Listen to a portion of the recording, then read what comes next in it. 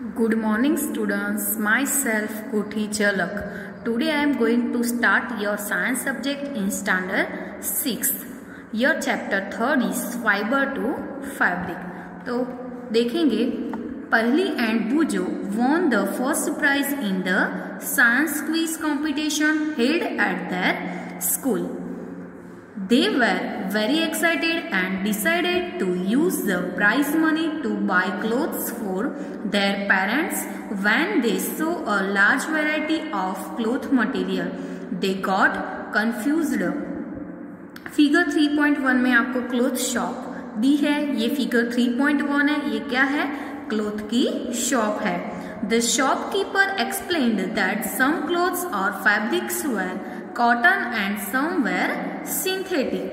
He also had woolen mufflers and shawls. There were many silk sarees as well.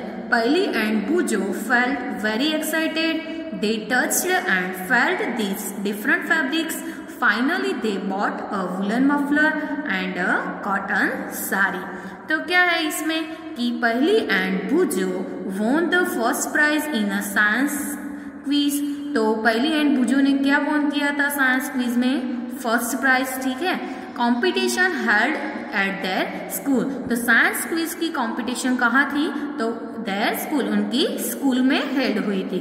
They were very excited. वो क्या हो गए? First prize von हुए थे, इसलिए वो क्या हो गए? They were very excited. वो क्या हो गए? एक्साइटेड हो गए. And decided to use the prize money to buy clothes for their parents. तो वो लोग वॉन हुए थे, तो उनको क्या मिली थी? फर्स्ट प्राइज मिली थी. तो उन लोगों ने एक्साइटेड हो गए और एक्साइटेड होके क्या डिसाइड किया कि decided to use the prize money. वो मनी मिली थी, वो प्राइज मनी किसमें यूज करने का डिसाइड किया? तो to buy clothes for their parents. उनके पेरेंट्स के लिए क्लोथ्स लेने के लिए, यानी क्लोथ्स खरीदने के लिए. बाय यानी कि खरीदने. Decided to use the prize money to buy clothes for their parents. Parents के लिए वो प्राइज मनी पेरेंट्स के क्लोथ लाने के लिए यूज करना डिसाइड किया. When they saw a large variety of cloth material, उन लोगों ने जब लार्ज वेराइटी क्लोथ मटेरियल की लार्ज वेराइटी देखी तो दे गॉट कंफ्यूज्ड. वो लोग क्या हो गए? कंफ्यूज्ड. वो क्लोथ की शॉप में गए. तो आपको फिगर 3.1 में क्लोथ की शॉप दिए, तो वो शॉप में वो लोग गए थे. तो वो शॉप में सारे क्लोथिस देख के वो क्या हो गए? कंफ्यूज्ड हो गए. The shopkeeper explained that some clothes और fabrics were cotton and some were synthetic. तो शॉपकीपर ने क्या एक्सप्लेन किया कि सम क्लोथिस और फैब्रिक्स वेर कॉटन भी है एंड सम वेर सिंथेटिक भी है, यानी कि आधे कॉटन्स के क्लोथिस भी है एंड आधे सिंथेटिक के क्लोथिस भी है. तो he also had woollen mufflers and shawls. तो उसमें क्या है? वुलन मफलर्स भी है एंड क्या है? शॉल्स भी है. शॉल्स भी है. They were many silk saris as well. तो मैनी सिल्क साड़ीज भी है. इसमें आपको फिगर में साड़ी भी दी है, तो इसमें क्या है? साड़ी भी है. पहली एंड बुजो फेल्ट वेरी एक्साइटेड. तो पहली एंड बुजो क्या हो गए? Very excited. They touched and felt this different fabric. मतलब उन लोगों ने क्या किया? तो डिफरेंट फैब्रिक्स को क्या किया? टच किया. ठीक है. Finally they bought a woollen muffler and cotton sari. तो ये सब देख के क्या उन लोगों ने कॉटन भी देखा, सम सिंथेटिक भी देखा, मफलर्स भी देखा, शॉल्स भी देखी, बट फाइनली उन लोगों ने क्या खरीदा? क्या बॉट किया? तो they bought a woollen muffler and a cotton sari. Finally क्या बॉट किया? तो वुलन मफलर एंड कॉटन की साड़ी उनके पेरेंट्स के लिए, जो उनको प्राइज मिली थी, वो प्राइज के मनी पेरेंट्स के क्लोथिस लाने में यूज किए. After their visit to the cloth shop की विजिट के बाद Paheli and Boojho began to notice various fabrics. तो वो लोग क्लोथ की शॉप की विजिट के बाद उन लोगों ने क्या शुरू किया नोटिस करने का? तो Paheli and Boojho began to notice various यानी कि different fabric and their surrounding in their surrounding, यानी कि उनके सराउंडिंग जो डिफरेंट फैब्रिक्स है वो नोटिस करने का पहली एंड बुजो ने क्या किया? बिगेन यानी कि स्टार्ट किया. दे फाउंड दैट बेडशीट्स, उन लोगों ने क्या फाउंड किया यानी कि ढूंढा, क्या ढूंढा, bedsheets, blankets, curtains, table clothes, towels and dusters were made from different kinds of fabrics. तो ये सारे डिफरेंट काइंड्स ऑफ फैब्रिक में से बनते हैं, ठीक है। तो इवन देयर स्कूल बैग्स, जो स्कूल बैग्स होती है वो भी, एंड जो गनी बैग्स होती है were made from some kind of fabric. तो school bag and gunny bags जो होती है वो भी क्या होती है, गनी बैग यानी जो हम बोरी बोलते हैं ना, उसमें जो ग्रेन डालते हैं वो क्या है, गनी बैग्स। तो gunny bags were made from some kind of fabric, वो भी फैब्रिक में से बनता है। They tried to identify this fabrics as cotton, wool, silk और सिंथेटिक। उन लोगों ने क्या ट्राई किया, आइडेंटिफाई करने का मतलब कि आइडेंटिफाई करना है कि दिस फैब्रिक्स वो क्या है, कॉटन है, वूल है, सिल्क है या सिंथेटिक है, वो आइडेंटिफाई करने का उन लोगों ने क्या किया, ट्राई किया यानी कि ट्राई किया। Can you also identify some fabrics, तो ऑल्सो आइडेंटिफाई सम फैब्रिक्स को भी आइडेंटिफाई करना है। तो 3.1 में क्या दिया है कि वैरायटी इन फैब्रिक्स। तो फर्स्ट है एक्टिविटी 1। तो एक्टिविटी 1 में क्या है, visit a near by tailoring shop. क्या है, किसकी विजिट करनी है, तो नियर बाय जो टेलरिंग की शॉप है उसकी क्या करनी है, visit. Collect cutting of fabrics left over after stitching, मतलब हम जो स्टिचिंग करने के लिए जो क्लोथिस देते हैं, तो क्लोथिस के जो कटिंग हुए जो फैब्रिक्स है लेफ्ट ओवर आफ्टर स्टिचिंग, तो स्टिचिंग के बाद जो फैब्रिक्स कटिंग हुआ होता है वो क्या करना है, collect. Feel and touch each piece of fabric, क्या करना है, फील करना है एंड टच करना है ईच पीस ऑफ फैब्रिक का, ये पीस को क्या करना है आपको, feel and touch. Now try to label some of the fabrics, आपको क्या करना है कि उसको क्या ट्राई करना है आपको, label some of fabrics as cotton है, सिल्क है, वूल है और सिंथेटिक। आपको देखना है कि जो फिगर 3.2 में क्या दिया है, enlarged view of a piece of fabric. तो ये किसका पीस है, फैब्रिक का। ऐसे मतलब स्टिचिंग करके जो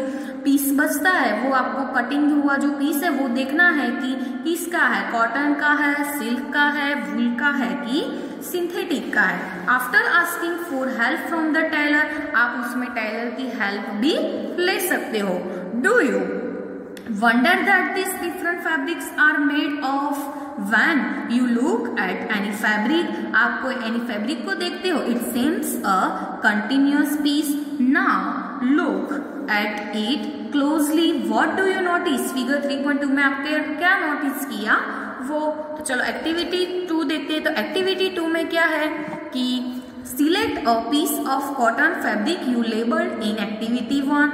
तो ऐसे कोई कॉटन का पीस लेना है इसमें label in activity 1। Now try to find a loose thread और यार्न, क्या लेना है उसमें से थ्रेड को ऐसे लूज करना है यानी कि निकालना है at one of the edges and pull it out. चलो फिगर 3.3 में दिया है ऐसा करना है, इफ नो लूज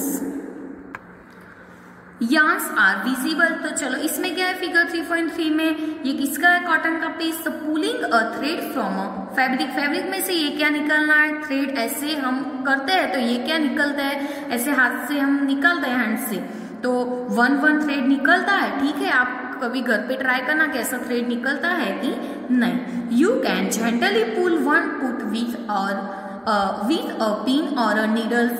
तो आपको कोई भी वन निकालना है, वन थ्रेड निकालना है, तो हम फर्स्ट पिन से और नीडल से भी निकालते हैं, तो दूसरे जो थ्रेड है वो ऑटोमेटिक क्या निकल जाता है। We find that a fabric is made up of yarns arranged together. What are this yarns made of. ठीक है, तो चलो देखते हैं 3.2 में क्या दिया है, फाइबर। तो एक्टिविटी 3 क्या है कि take out a yarn from a piece of cotton fabric, place this piece of yarn on the table.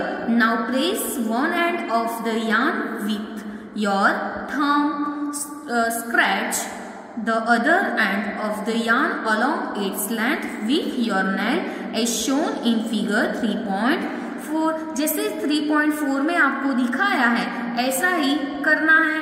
Do you find that at this end the yarn splits up into thin strands, वो किस में दिखा है आपको, figure 3.5 में। तो देखते हैं क्या है, take out a yarn from a piece of cotton fabric. क्या है, क्या लेना है, piece of a cotton fabric का पीस लेना है। Place this piece of a yarn on the table, वो कहाँ रखना है, टेबल पर, yarn का पीस ऑन द टेबल, तो वो टेबल पर रखना है। Now press one end of the yarn, क्या करना है, उसके बाद जो yarn का वन हैंड है उसको क्या करना है, प्रेस करना है विथ योर थंब, आपके थंब से क्या करना है, प्रेस करना है, ठीक है। Scratch the other and of the yarn along its length with your nail, nail के बिना क्या करना, अलोंग आपके नेल के साथ क्या करना है, along its length with your nail, shown in figure 3.4। तो 3.4 में splitting the yarn into thin strands, ऐसे आपको फिगर में दिया है, ऐसे करना है। Scratch the other and of the yarn along its length with your nail. Do you find that at this and the yarn splits up into the strands, ठीक है। तो ये आपको फिगर 3.4 में दिया है splitting the yarn into 3 strands, and 3.5 में दिया है yarn split up into thin strands, ठीक है। तो you might have observed something similar when you try to thread a needle। तो आपने कभी might यानी कि आपने कदाच ऑब्जर्व किया होगा कि something similar यानी कि क्या होगा, same. when you try to thread a needle, जो हम ट्राई किससे करते हैं, needle thread से, thread a needle से। तो many a time the end of the thread is separated into few thin strands, वो किसमें हो जाएगा सेपरेट, few thin strands में सेपरेट हो जाएगा ऐसे, ठीक है। उसका जो एंड थ्रेड का जो एंड है वो। This makes it difficult to pass the thread through the eye of the needle.